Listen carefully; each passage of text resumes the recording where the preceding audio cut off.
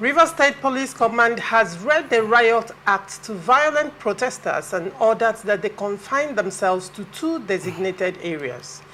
This, the command said, was to contain the activities of hoodlums who had hijacked the protest in Port Harcourt. The designated areas are Abali Park in Mile 1, Diobu, and Pleasure Park in Port Harcourt. The police says, any disturbance of the peace will be firmly resisted, and individuals found taking the law into their own hands will be arrested and prosecuted.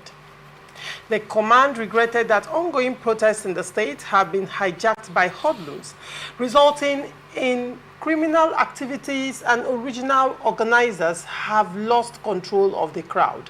The press statement signed by SP Grace Iringekoko, the spokesperson of the command, said, the so-called protesters have resorted to harassing other residents going about their lawful business activities. They have disrupted traffic flow, forced passers-by to attach leaflets to their vehicles, erected canopies on main roads, destroyed billboards, threatened traders to cease operations, and set tires ablaze on the roads, actions that are uncharacteristic of a peaceful protest. In the early hours of Tuesday, hoodlums in the guise of end bad governance protesters blocked the Obirikwere flyover's axis, the ever-busy East-West Road, and destroyed the billboards of the All Progressive Congress along Port Harcourt-Aba Expressway. They burnt tires and assaulted innocent motorists while coercing people to join the protest. Honorable Olaka, let me start with you. What is your take on this? Have you witnessed the protest so far? Or have you joined the protest? I'm protest myself. Okay, let me hear your take. You know, there are different classes of protesters. Okay. Different categories, depending on the level of hunger and hardship you are receiving. And then it also depends on what volume of bag you have equally received. While some are protesters protesting against hunger, some are protesting against those who are protesting against hunger. And then while some are also watching, sitting to observe the protesters. For me, I have multiple reaction to the protests. Okay. Multiple reaction because, first, the Nigerian protesters didn't protest when they were supposed to protest. Why do you say so? They were supposed to protest through the ballot against bad governance. The Nigerian police that is issuing the statement, they are now in protest against the protesters. That's the meaning of the statement Eringo Koko has issued. It's a protest that the protesters should not do this and shouldn't do that. That in itself is protest. But they were also part of why we're having bad governance. They participated in what has brought what we describe today as bad governance. And I've always said that whatever role we played at the time when we were supposed to take a decisive action for the better future of Nigeria, and we refused to take, one way, either way, we would be part of the boomerang effect. Today, the police is seeing the real work. At least the protesters have kept them busy, from escorting politicians here and there, and their attentions have been diverted from standing on the road to extort money from innocent Nigeria. So they are today actually working. Kudos to the protesters. Thank goodness that the police is now having the opportunity to actually work. And now, talking about the reaction of the police and warning, saying they should be restricted to areas that have been designed for protests. And I want to ask, is the hunger and the hardship located in Diob? I am asking the police spokesperson in Rivers State. The Abale Park and the Pleasure Park that have been mentioned as the designated area for the protests, is that the venue of the hunger? Is that the venue of the hardship? Is that the venue of the the bad governance that Nigerians are protesting against? What's the reason? Why do we have to confine them to a particular venue, a particular place? Whereas the hardship, the effect of bad governance is all over Nigeria, staring us in the face, living with us. And then you are asking a man who is agitated and is seeking government's attention to stay at a particular venue. Are we doing chieftaincy coronation or traditional marriage that we have to be confined to? Is it a football match that they have to be restricted to a stadium? All right. Protesters are people who are no longer comfortable with what is going on. All right. And so they are venting their angers. They're not in a very pleasant mood. So you don't have to start telling them you need to stay here before you do all of this and all of that. However, the police should look around, look inward, and let's deal with the reason for the protest. All right. Let's deal with the reason for the protest and not to call people names. Hijackers and no hijackers. Sponsors and no the original owners of the protest. Nobody is an original owner of the protest. The protest is a product of the bitterness in the hearts of Nigerians. Even though some of us, I hold my reservation about Nigerians who did not protest at the right time with their PVCs, who didn't reject this government as at the time we needed to say no, when someone told us that he is aware that we didn't vote him. All right. Honorable Aka, you've said a lot of things, but then there were other things you said that could raise concerns when you say that, you know, the police are also the reason that they are protesting and all that. Yes. You recall that the police didn't just come out to make this statement. In fact, protest has been happening since the 1st of August in Rivers State, and police has not had reason whatsoever to come out to make this statement. Wouldn't you agree that there was actually a catalyst to this statement? I don't know if you are aware of some of the incidents that happened in Rivers State yesterday as a result of the protest. The burning of tires started, I think it should be on the 5th of August that it even started. A video trended on the 6th of August warning people not to come out, to close their shops and not venture into the road on the 7th of August being yesterday. Okay. And yesterday, there was some level of violence in the protest yesterday. And there were also videos of people who claimed that they were beaten during the protest. The question would be, who were these persons? They were not faceless. Okay. They were not faceless. So the police is only taking precautionary measures in order to curb the violence. The police could have taken precautionary measures in checking the list that the newspaper that was presented in front of Mr. President on Sunday morning, in the name of a press briefing addressing the nation. How is that the job of the police? Excuse me, you would agree with me that before it started getting into what we are describing or defining as violent and all of that, there should be a reason for that.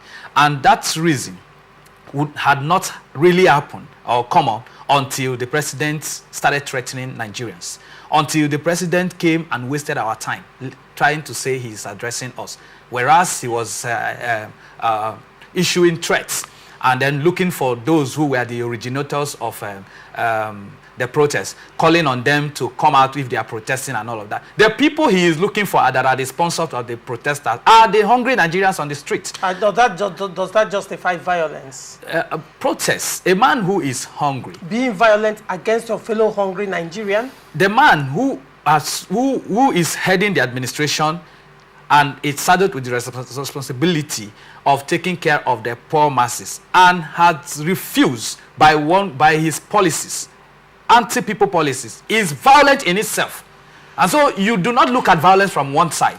When you are holding a public office that was given to you in public trust, whichever way you got it, and today you are a president and you have failed in your duties, if the Nigerian people are not suffering the ills and the heat from the violent approach in leadership, in the kind of policy, the policies that talks about removal of subsidy, that there was nothing in place that we can see except to read stories and tell us what you wish, what you think is going to be happening. We are promising and promising upon promises, telling us to be patient. How long are we going to be patient? All of this amounts of violence in itself. I call it violence in administration. Maladministration itself is violence. All right.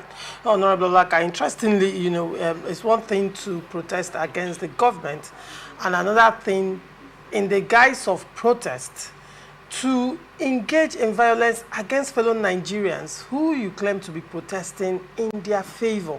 You attack fellow Nigerians who are hungry. You loot shops of people who are struggling the same policies that you're protesting against. Now, the question is, isn't that misdirection of anger, as it were? But then let him have his say, because of time. Thank you. I'll still come back to you.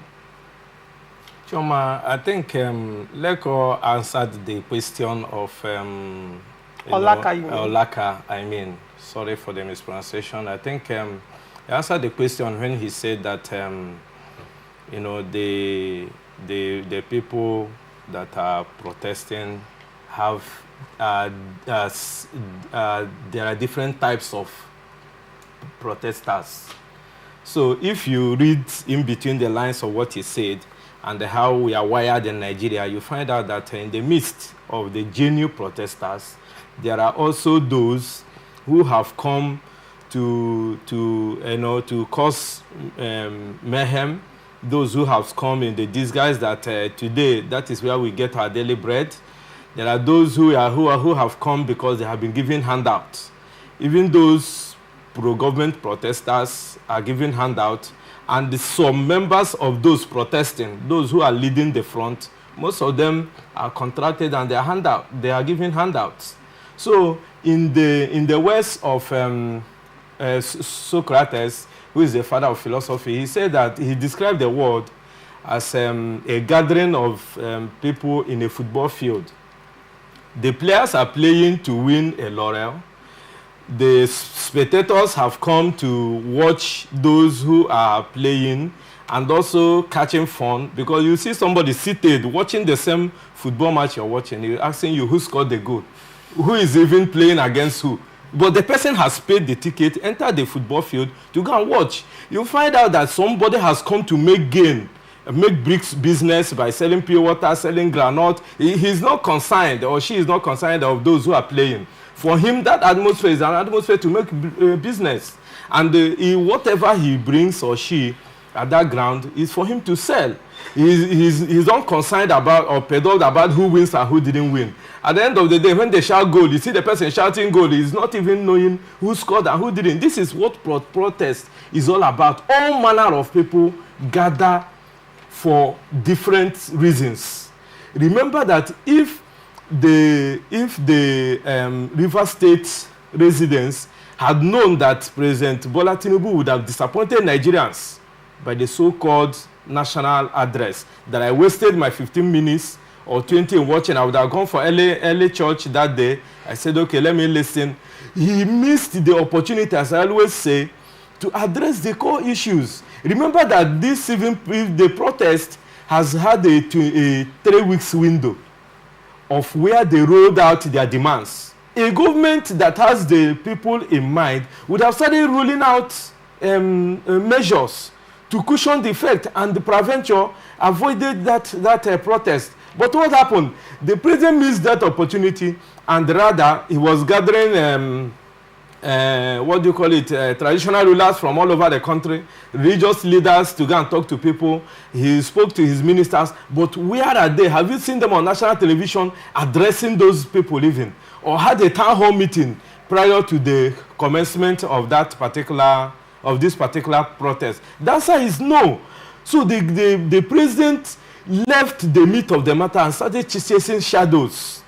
And if you bring it down to River State, remember on the first day, the protesters had met with the governor, which would have ended that protest. But the anger of Nigerians resonated after listening to what is called a national broadcast that did not address the core issues of why the protest is going on. And what the president did was to reiterate what he said on his assumption of office, the day he said that subsidy is gone. He said about the gas-powered motor, the free transportation, education, all those things that he mentioned. And he even mentioned something that is funny. 5,000 low-cost housing houses, that the lands have not even been given by the state governor also. Because I listened blow to blow, and after that I read it point by point, that there will be a local that, is it Ugochukwu Ifeanyi Chukwu that is seated here that will benefit from that particular housing, whatever it is? The answer is no. Is it the hungry Nigerians that will benefit from the low-cost housing that the Mr. President is talking about, that he was going to liaise with the state governors to earmark lands for it? They have not earmarked. He has not even written. These were also in an address to pacify angry citizens that are hungry in a country called Nigeria. And the handlers of Mr. President did well by writing the so-called national broadcast to pacify hungry people. Like Mr. Peter Obi said, those who are organizing the protest are hunger, maladministration, the insensitivity of the government. I was listening to a documentary yesterday on Al Jazeera. They said that a Nigerian lives on €2, less than €2 a day. You can make your calculations. These are other countries' findings of how Nigerians are suffering. So, what in the leg of Rivers State, I had it on good authority because I joined the protester the day before yesterday. Chioma, they passed through Ikwere Road. There is no destruction. People joined them. The police were there. If there are infiltrators, we have had it in Abuja and Lagos, where the protesters apprehended those who left the core mandate of the protest and wanted to loot. They apprehended them and handed over to the police. Go and make your findings. In Rivers State, we did not hear that. And before the protest, Chioma, you had about people who protested against those that are coming to protest. You understand? And nobody infiltrated them. The police did not write to them to confine them at a particular designated area.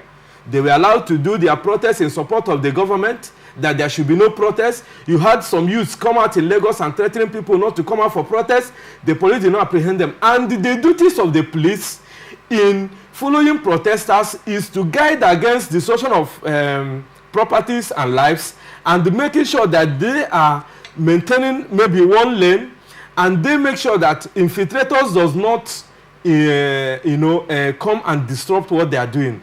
So if the police, as we had yesterday, along the Aba Road, Azix, watched hoodlums to beat up protesters. It happened in Lagos on Sunday. On Sunday, they were beating people that gathered after the president failed to meet the demands and yearnings of Nigerians. They were beaten in Lagos and dragged them from the podium, their leaders. And the River said yesterday, I'm talking about yesterday, protesters were beaten in the full glare of the police watching. Yes! Were you part of the protesters? I was there yesterday. I was there the day before yesterday. You were part of the protesters? Yes, this happened when they gathered along the heading towards the federal secretariat. Before they will converge and move to their designated, 2 of the protesters were beaten by hoodlums and the police watched by. So what is Ringi Koko coming to tell us that they now want to see?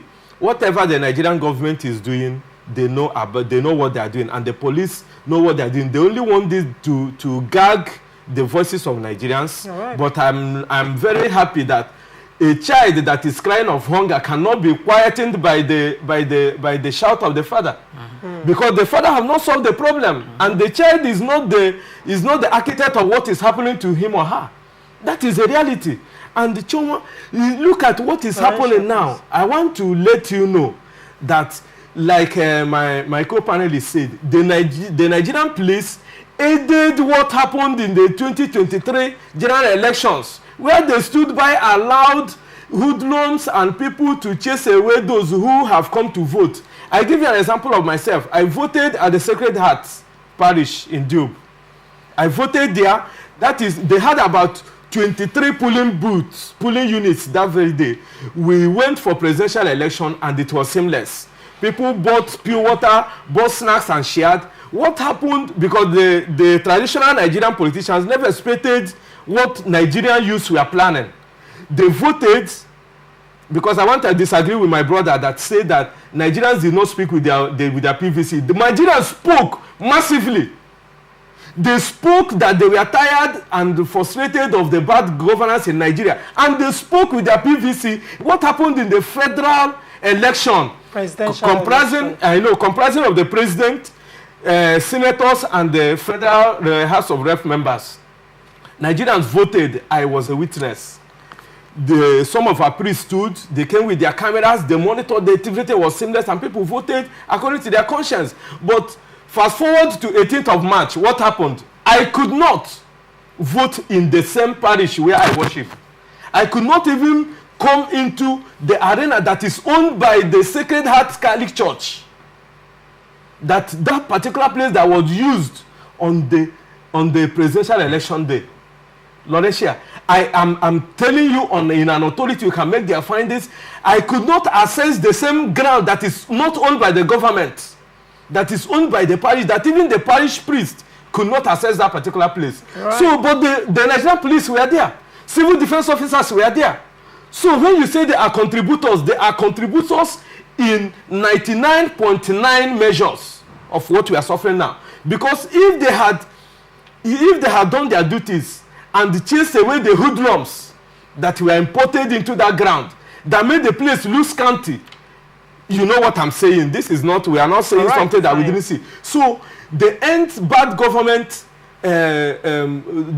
protest is a product of the failed electioneering campaigns, the failed election process, the failed utilization of the 2022 Electoral Act as amended, which would have produced the yearnings of Nigerians. And somebody like the president will not tell us that he bought the seat, he spent his personal money to win election, and that no cabal or nobody can control him. So he is doing his bidding. After all, when he said subsidy is gone, it was not written in his national broadcast that day or acceptance speech, as he made us to understand. It was something that he slept over, and he replayed the tape within his head and made that statement that have kept Nigeria where we are today. All right.